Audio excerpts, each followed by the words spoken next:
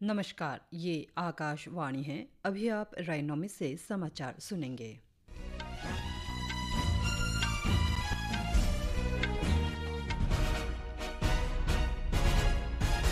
पहले मुख्य समाचार। निर्वाचन आयोग बिहार विधानसभा चुनावों के कार्यक्रम की आज घोषणा करेगा। बिहार के मुख्यमंत्री नीतीश कुमार ने आज पटना मेट्रो रेल सेवा के पहले चरण का उद्घाटन किया।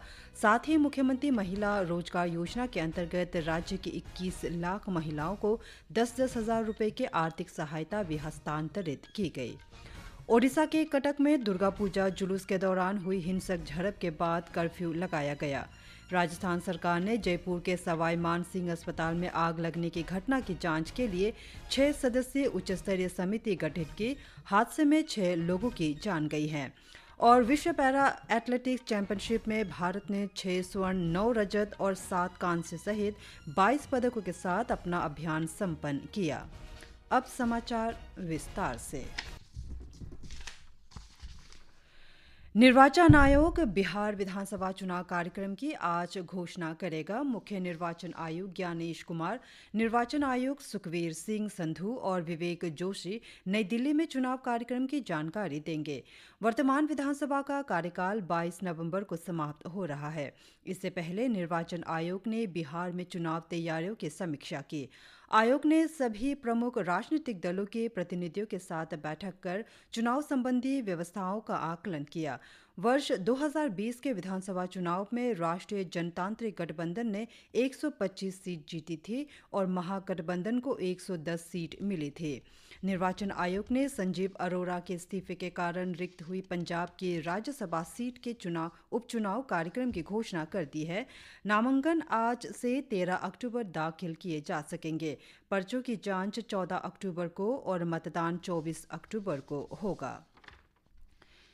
बिहार के मुख्यमंत्री नीतीश कुमार ने आज पटना मेट्रो रेल सेवा के पहले चरण का उद्घाटन किया। उन्होंने न्यू पाटलिपुत्र बस टर्मिनल से भूतनाथ स्टेशन तक की यात्रा की। लगभग 3.6 किलोमीटर लंबे एलिवेटेड मेट्रो कॉरिडोर के पहले चरण का नाम प्रायोरिटी कॉरिडोर दिया गया है। इस चरण में मेट्रो सेवाएं अंतर्राज्यीय बस टर्मिनल से भूतनाथ स्टेशन तक संचालित होंगी। 6 वर्षों के इंतजार के बाद पटना रेल सेवा के पहले चरण का आज उद्घाटन किया गया। प्रधानमंत्री नरेंद्र मोदी ने फरवरी 2019 में मेट्रो रेल परियोजना के निर्माण कार्य का शुभारंभ किया था। यात्रियों के लिए मेट्रो यात्रा कल से शुरू होगी। राज्य अर्धसैनिक पुलिस बिहार विशेष सशस्त्र पुलिस को मेट्रो की सुरक्षा की जिम्मेदारी दी गई है।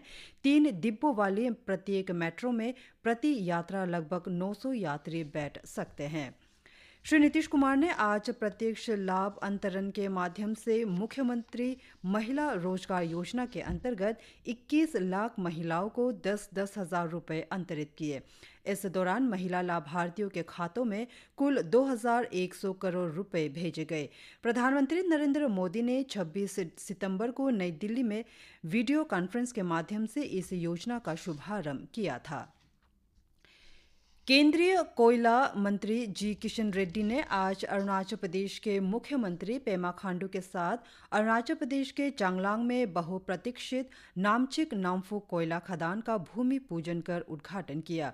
इस अवसर पर श्री रेड्डी ने इस परियोजना को नई आशा का प्रतीक बताते हुए कहा कि यह पूर्वोत्तर भारत में विकास और ऊर्जा सुरक्षा की दिशा में एक महत्वपूर्ण कदम है। उन्होंने कहा कि 1.5 करोड़ टन कोयला भंडार की क्षमता वाली नामचिक नामफुक कोयला खदान आज से आधिकारिक रूप से चालू हो गई है। श्री रेड्डी ने कहा कि कोयला ऊर्जा क्षेत्र का आधार है और इसके देश के विकास में महत्वपूर्ण भूमिका है। उन्होंने कहा कि भारत कोयले का दूसरा सबसे बड़ा उत्पादक और उपभोक्ता है। भारत में दुनिया का 5वां सबसे बड़ा कोयला भंडार है। श्री रेड्डी ने कहा कि ये नया कोयला क्षेत्र अरुणाचल प्रदेश के युवाओं के लिए रोजगार के अवसर पैदा करेगा। इस अवसर पर मुख्यमंत्री पेमा खांडू ने कहा कि राज्य को नामचिक नामफुक कोयला क्षेत्र से वार्षिक 100 करोड़ रुपए का राजस्व मिलने की आशा है। उन्होंने कहा कि राज्य और केंद्र सरकार निकट भविष्य में और अधिक कोयला क्षेत्रों को चालू करने के लिए मिलकर काम कर रही हैं, जिससे अरुणाचल प्रदेश के लोगों को बहुत लाभ होगा। राष्ट्रपति द्रौपदी मुर्मू ने आज राष्ट्रपति भवन में वर्ष 2022 और 23 के लिए माय भारत राष्ट्रीय सेवा योजना एनएसएस पुरस्कार प्रदान किए। उन्होंने एनएसएस इकाइयों और उनके कार्यक्रम अधिकारियों तथा एनएसएस स्वयंसेवकों को 40 पुरस्कार प्रदान किए। युवा कार्यक्रम और खेल मंत्रालय एनएसएस स्वयंसेवकों, इकाइयों और सामुदायिक सेवा तथा राष्ट्र निर्माण के कार्यक्रम अधिकारियों के असाधारण योगदान को मान्यता देने के लिए प्रत्येक वर्ष राष्ट्रीय सेवा योजना पुरस्कार प्रदान करता है। केंद्रीय युवा कार्यक्रम और खेल मंत्री डॉक्टर मनसुख मांडविया भी इस अवसर पर उपस्थित थे। एनएसएस एक केंद्रीय योजना है। स्वैच्छिक सामुदायिक सेवा के जरिए युवा विद्यार्थियों के चरित्र और व्यक्तित्व का विकास करने के मुख्य उद्देश्य से 1969 में इसका शुभारंभ किया गया था। भारत और यूरोपीय संघ आज मुक्त व्यापार समझौते को अंतिम रूप देने के लिए ब्रसेल्स में 14वें दौर की वार्ता शुरू करेंगे। वरिष्ठ अधिकारियों के बीच वार्ता 5 दिनों तक चलेगी। इसके बाद G20 व्यापार आयुक्तों के शिखर सम्मेलन से अलग दक्षिण अफ्रीका में वाणिज्य मंत्री पीयूष गोयल और यूरोपीय संघ के व्यापार प्रमुख मारोस सेफकोविक के बीच एक अन्य बैठक होगी। यूरोपीय संघ के राजदूत हर्वे डेल्फिन ने कहा है कि भारत और यूरोपीय संघ को शुल्क मामले पर वैश्विक अनिश्चितताओं के बीच द्विपक्षीय व्यापार और निवेश बढ़ाने के लिए मुक्त व्यापार समझौते का इस्तेमाल करना चाहिए। उन्होंने कहा कि मुक्त व्यापार समझौता द्विपक्षीय व्यापार और निवेश को बढ़ाकर नए अवसरों के द्वार खोलने की संभावना रखता है। उन्होंने कहा कि यूरोपीय संघ के अध्यक्ष उर्सुला वॉन डेर लेयन और प्रधानमंत्री नरेंद्र मोदी ने इस वर्ष के अंत तक मुक्त व्यापार समझौते को संपन्न करने का लक्ष्य निर्धारित किया है। सर्वोच्च न्यायालय ने सोनम वांगचुक की पत्नी गीतांजलि जे अंगमो की याचिका पर केंद्र और लद्दाख प्रशासन से जवाब मांगा है। श्रीमती गीतांजलि ने राष्ट्रीय सुरक्षा कानून के अंतर्गत सोनम वांगचुक की नजरबंदी को चुनौती देते हुए तत्काल रिहाई की मांग की है।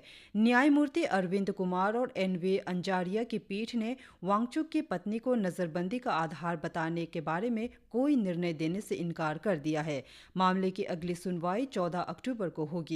पिछले महीने लद्दाख में हुए हिंसक विरोध प्रदर्शनों के बाद सोनम वांगचुक को राष्ट्रीय सुरक्षा कानून के अंतर्गत नजरबंद किया गया था। राजस्थान में जयपुर के सवाई मान सिंह अस्पताल में कल रात लगे भीषण आग की जांच के लिए चिकित्सा शिक्षा आयोग की अध्यक्षता में 6 सदस्यीय उच्च स्तरीय समिति गठित की गई है। राजस्थान के मुख्यमंत्री भजन लाल शर्मा ने घायलों के उचित उपचार और देखभाल का आश्वासन दिया है। अस्पताल की सघन चिकित्सा इकाई में कल रात आग लगने की घटना में 6 लोगों की मौत हो गई थी। शॉर्ट सर्किट के कारण आग अस्पताल की दूसरी मंजिल पर स्थित ट्रॉमा सेंटर में तेजी से फैल गई। ट्रॉमा सेंटर प्रभारी डॉक्टर अनुराग धाकर ने बताया कि आग शॉर्ट सर्किट के कारण लगी और तेजी से फैली। प्रधानमंत्री नरेंद्र मोदी, गृह मंत्री अमित शाह और स्वास्थ्य मंत्री जगत प्रकाश नड्डा ने इस घटना में हुई जान हानि पर दुख व्यक्त किया है। श्री जगत प्रकाश नड्डा ने सोशल मीडिया पर एक पोस्ट में बताया है कि उन्होंने राज्य के मुख्यमंत्री भजन लाल शर्मा से फोन पर बात की और स्वास्थ्य सुविधाओं तथा राहत कार्यों के बारे में जानकारी ली। ओडिशा के कटक में दुर्गा पूजा मूर्ति विसर्जन जुलूस के दौरान हुई हिंसक झड़पों के बाद कल सुबह तक कर्फ्यू लगा दिया गया है। कानून व्यवस्था बनाए रखने के लिए शहर में इंटरनेट सेवाएं भी बंद कर दी गई हैं। हिंसा शुक्रवार रात को हुई थी जब कुछ स्थानीय लोगों ने विसर्जन जुलूस के दौरान तेज संगीत बजाने पर आपत्ति व्यक्त की। पेट्रोलियम मंत्री हरदीप सिंह पुरी ने कहा है कि वैश्विक ऊर्जा क्षेत्र तेजी से बदल रहा है और प्राकृतिक गैस भारत के लिए महत्वपूर्ण भूमिका निभाएगी। नई दिल्ली में प्राकृतिक गैस नियामक बोर्ड के 19वें स्थापना दिवस पर आयोजित कार्यक्रम को संबोधित करते हुए श्री पुरी ने कहा कि प्राकृतिक गैस सिर्फ एक और ईंधन नहीं है, बल्कि देश के स्वच्छ ऊर्जा भविष्य का एक सेतु है। प्रधानमंत्री नरेंद्र मोदी ने आज विश्व पैरा एथलेटिक चैंपियनशिप में भारत के ऐतिहासिक प्रदर्शन की सराहना की। सोशल मीडिया पोस्ट में प्रधानमंत्री ने कहा कि भारतीय दल ने अब तक का अपना सर्वश्रेष्ठ प्रदर्शन करते हुए 6 स्वर्ण पदकों सहित 22 पदक जीते। उन्होंने एथलीटों को बधाई देते हुए कहा कि उनकी सफलता कई लोगों को प्रेरित करेगी।